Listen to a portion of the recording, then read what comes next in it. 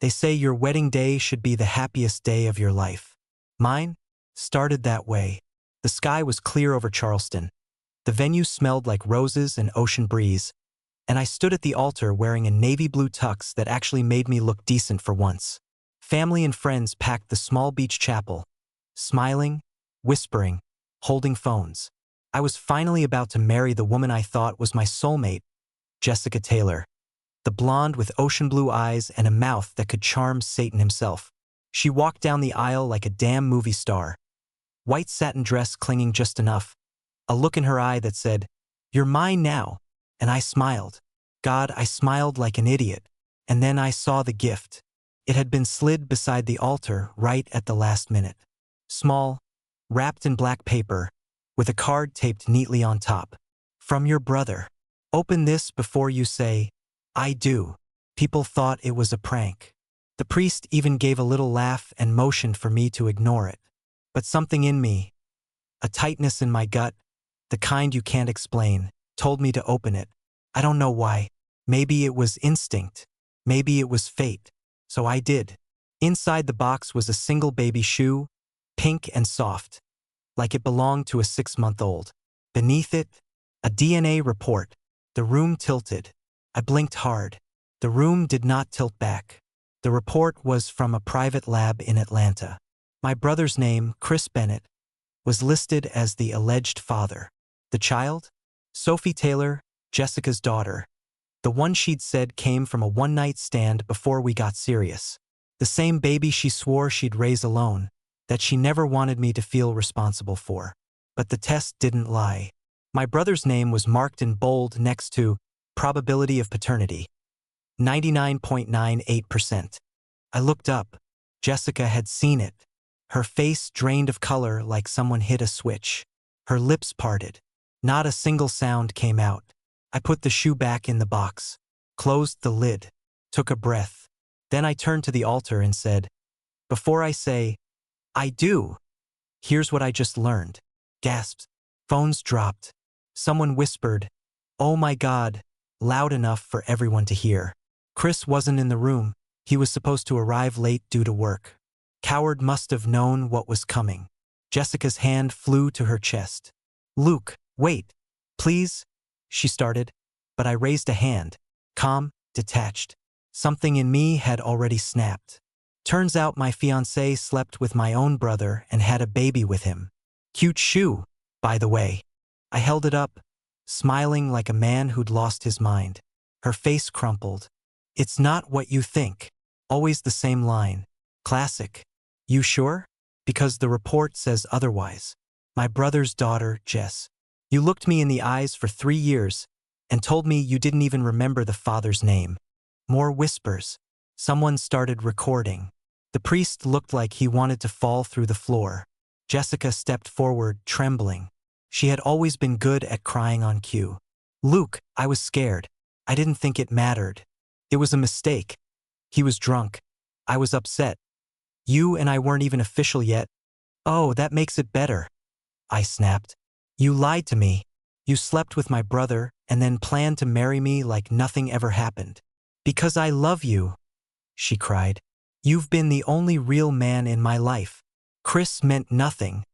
But you let me think I could raise that baby. You told me she didn't have a father. You made me hold her, change her, read her bedtime stories, while knowing damn well she was my brother's kid." Her mouth opened, but nothing came out. For the first time in our entire relationship, Jessica had no comeback. I turned back to the crowd. "Sorry to hold up the ceremony. Looks like the bride forgot to mention the little family reunion she had with my brother." Silence. Jessica reached for me and I stepped back. Her voice dropped, bitter now. "So what? You're just going to embarrass me in front of everyone?" My laugh was cold. "Embarrass you? Jess, you built a castle of lies and forgot to sweep the DNA under the rug."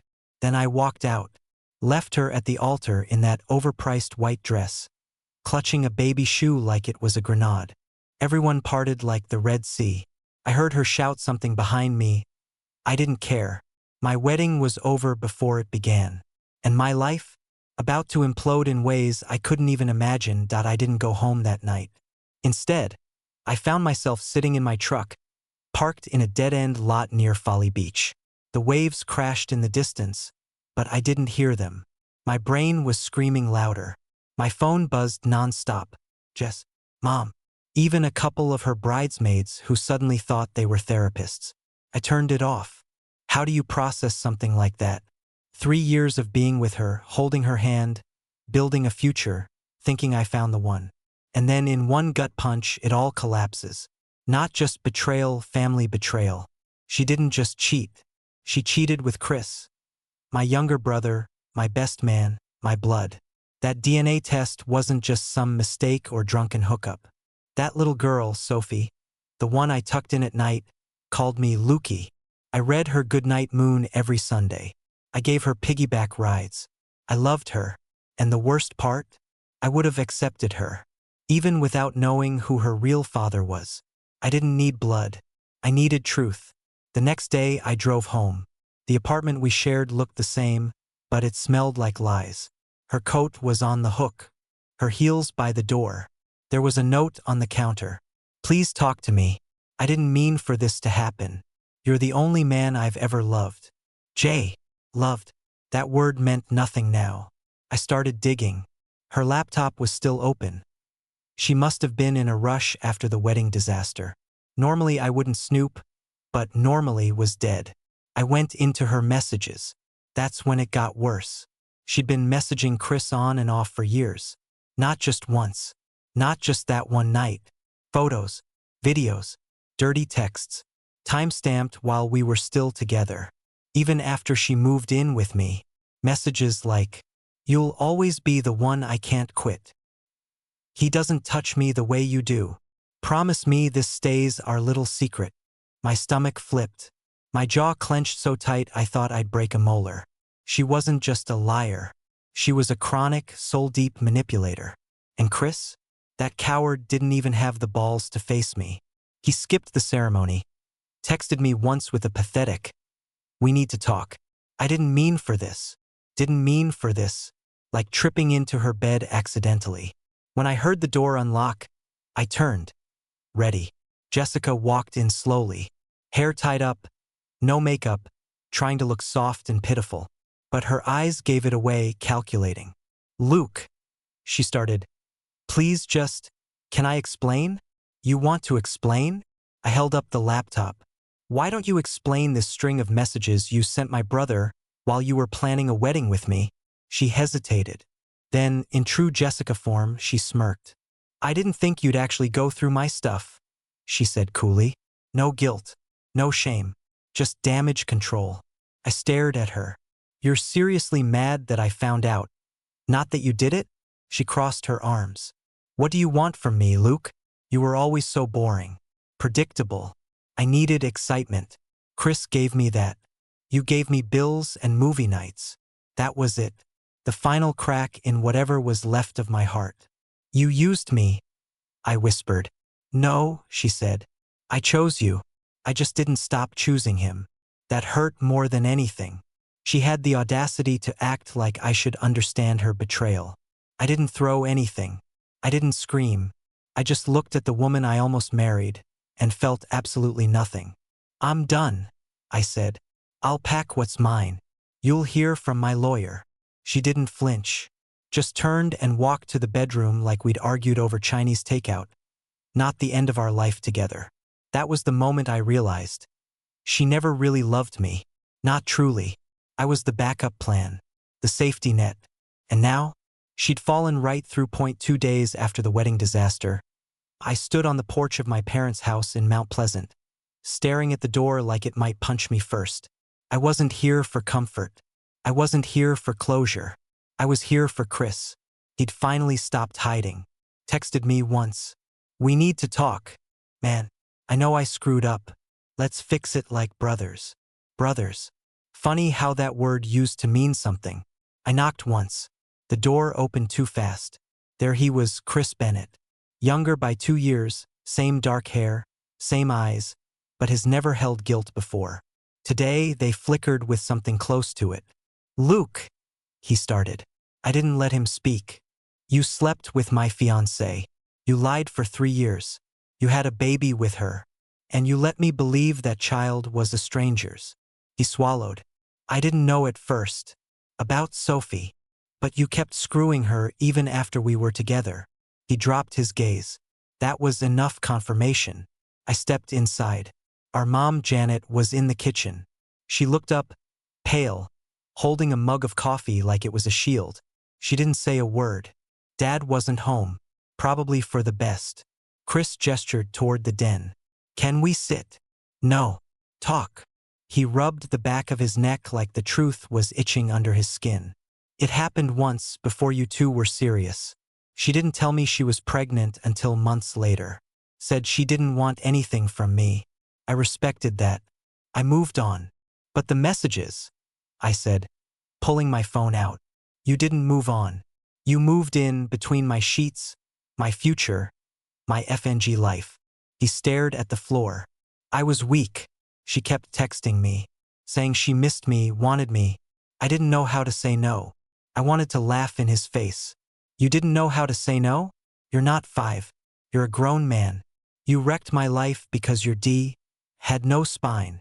He stepped closer. I didn't mean for it to go that far. I didn't mean for you to get hurt. But I did. And guess what? You don't get to say sorry and make it disappear. I didn't love her, he said suddenly. Not like you did. It was just chemistry. She was toxic, Luke. You have to see that now. Oh, I see it, I snapped. But you didn't think to warn me? You stood there while I planned a wedding, held her hand, helped raise your child, and said nothing. That doesn't make you weak, Chris. That makes you a coward. His jaw clenched, but he didn't fight back. Maybe he knew he didn't have a right to. Behind us, Mom finally spoke. I begged him to tell you. From the moment he found out. But he said he couldn't. Said he didn't want to break your heart. My eyes burned. So he let me walk straight into it instead. Chris looked up, desperate.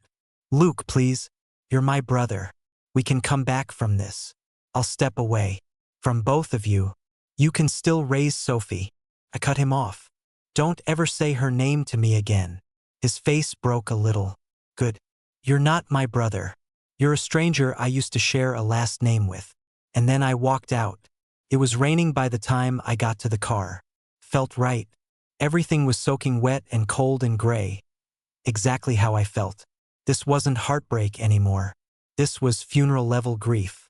And I wasn't even sure what had died. My love? My family? Or just the version of me that used to believe in both? After the showdown with Chris, I thought I'd hit the bottom. But pain has layers. And betrayal? That stuff knows how to dig. I spent the next few days packing up my things from the apartment. Jessica was never there, thank God. She'd gone to her sister's place, probably spinning some victim narrative. He humiliated me at the altar, she'd say. Not. I was juggling 2 brothers like a damn circus act. I tossed clothes into boxes, loaded my tools, my books, my guitar. That part was mechanical. Numb. What wasn't mechanical? Finding her old phone.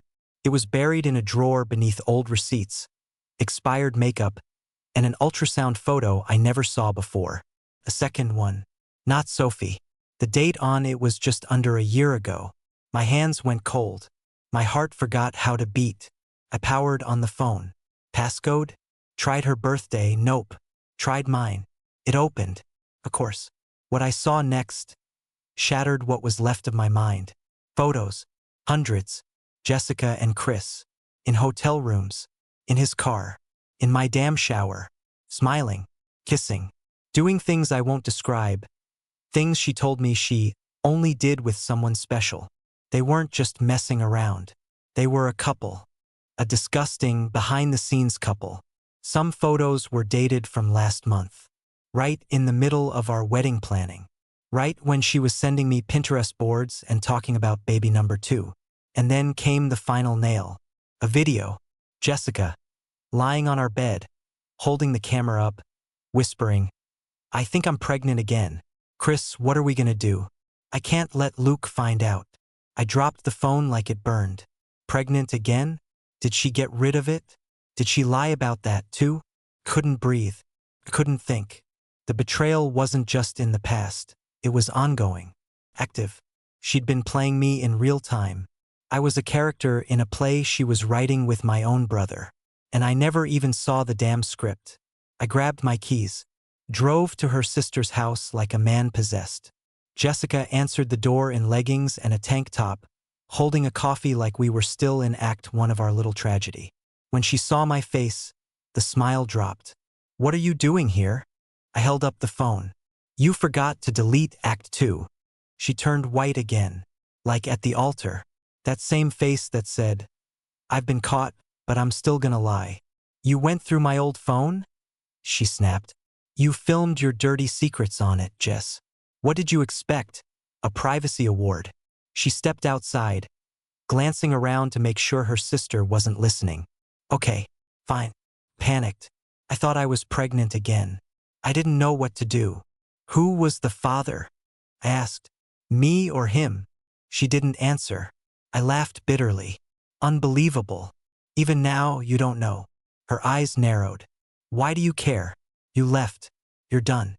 Why keep digging?"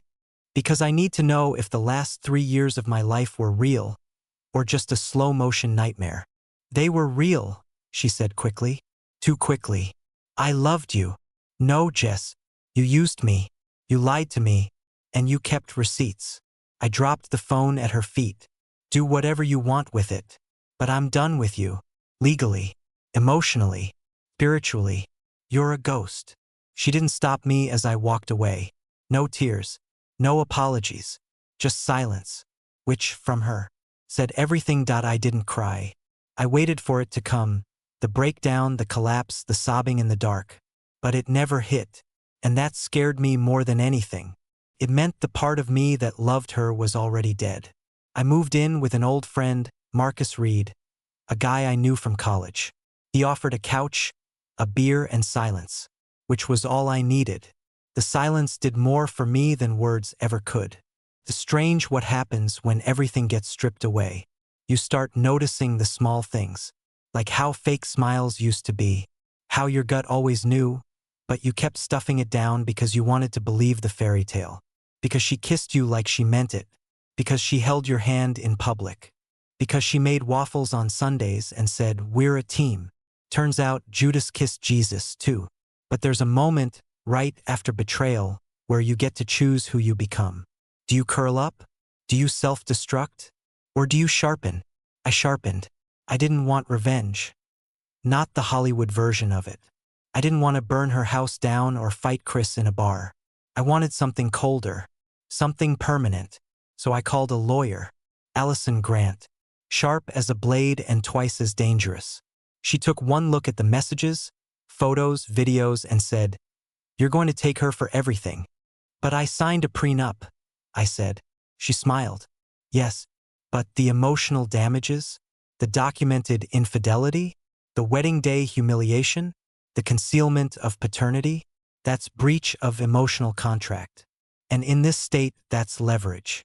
I'd never heard the words emotional contract breach before, but damn did they sound satisfying. Over the next few weeks, I let Allison build the case. And while she did, I started putting my life back together. Piece by piece. I went back to the gym. Not for vanity, just for focus. I fixed up my truck, even installed a new stereo. I started sketching again. Something I hadn't done since college. It didn't heal me, but it gave the pain somewhere to go. One night, while cleaning out my email, I stumbled on a message from a wedding photographer I'd forgotten we'd hired. It had been sent the morning after the ceremony. Subject line, "Your wedding memories await." I clicked it. Photos popped up, hundreds of them. Me smiling like a fool. Jessica, in that damn dress, eyes twinkling with secrets. My parents. Her parents. Friends clapping, crying. It was supposed to be the best day of our lives. And there, in the corner of one frame, was Chris. Hiding in the back. Watching from the shadows, not supposed to be there. He had come. He watched the whole thing. The gift. The shoe. The DNA bomb. The collapse. He watched me fall. I stared at that photo for a long time. Then I downloaded it. Sent it to Allison. "Add this to the file." "Under what category?" she texted back. "Cowardice," I replied. "Documented." A week later, Jessica finally reached out. A long email, full of fake vulnerability. I've been thinking, maybe we can talk. Maybe not about getting back together, just about closure. You meant something to me, Luke. You always will. I don't want us to be enemies. I read it, reread it, and then hit delete. No reply. Ghosts don't apologize. And I don't talk to the dead. I never imagined I'd enjoy sitting in a courtroom. But there I was, clean-shaven, suit-pressed, watching Jessica squirm on the other side of the bench like a kid caught shoplifting. Except this wasn't candy. This was fraud, deception, and emotional warfare. Chris wasn't with her. Coward. The judge, a stone-faced woman named Justice Langford, glanced through the thick file my lawyer handed over. Pages of receipts, screenshots, photos, the DNA report. The video of my wedding confession had even gone semi-viral. Some local wedding gossip page picked it up under the title, "He found out at the altar and walked." Now, that video was evidence. Jessica tried to keep her composure. Lipstick perfect, legs crossed, fake pearl earrings sparkling under courtroom lights. But she looked smaller than I remembered. And for once, I could see straight through her. No more illusions. No more filters. Just a liar with a fading act. Allison stood, calm and fierce. "Your Honor, this isn't just infidelity.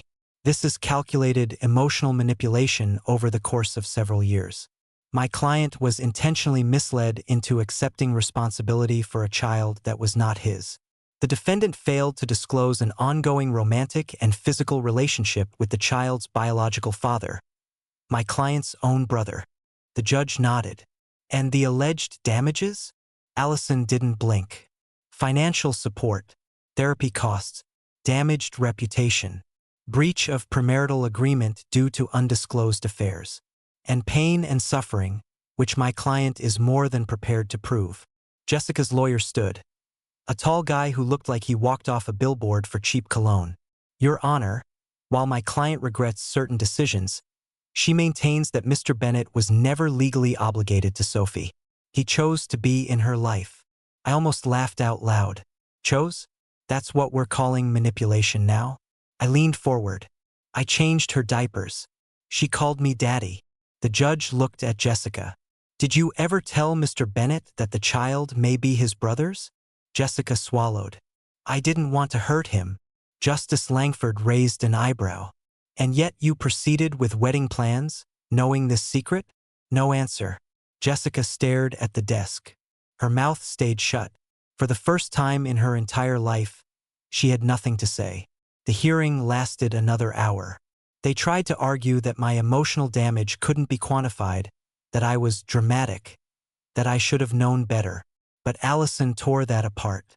She brought receipts from therapy sessions, invoices from baby expenses, even old texts where Jessica called me the only man Sophie will ever need. When it was over, the judge didn't hesitate. "Given the evidence and the emotional harm inflicted, I find in favor of Mr. Bennett. Full financial compensation for emotional damages. Defendant is ordered to pay the sum of $75,000 over 2 years, plus legal fees." Jessica gasped. Her lawyer turned pale. I didn't smile. I didn't fist pump. I just exhaled. Because it wasn't about the money. It was about the truth. Finally, it had weight. Outside the courthouse, reporters tried to swarm me. I ignored them. I wasn't interested in going viral. I just wanted my life back. Jessica passed me on the steps. She didn't look at me, but I looked at her. One last time. "You never broke me," I said, just loud enough for her to hear. "You just made me sharper." She walked faster. Chris never showed his face again. Word is, he moved to Tampa. Some low-level job. Dating a girl half his age. I wish her luck. She'll need it. As for me, I was free. Bruised, yes, but not broken. Alone, but never again lied to. And for the first time in a long time, that felt like peace. The silence after the storm wasn't empty. It was sacred. No more screaming in my head. No more checking my phone for apologies that never meant a thing. No more walking on eggshells, wondering which version of Jessica I'd come home to. I was alone. And for the first time, that felt like a win.